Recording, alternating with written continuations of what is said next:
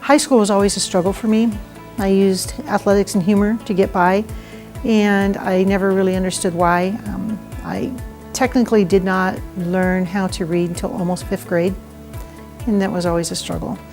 And then as I got older, my oldest daughter would proofread my Christmas cards for me.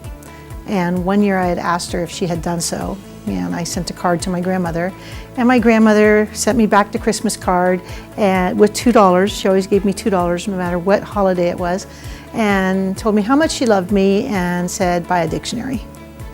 And it was very wounding, and it was very eye-opening.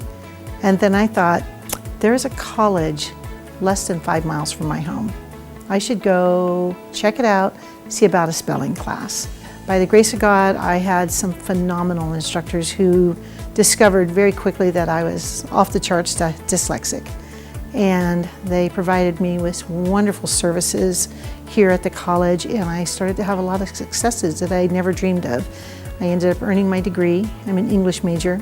I've had 2 short stories published through literary magazines, and I found my passion working with other students with disabilities, just being here for students and letting them know that this really could all be yours if you just took a moment and had a leap of faith.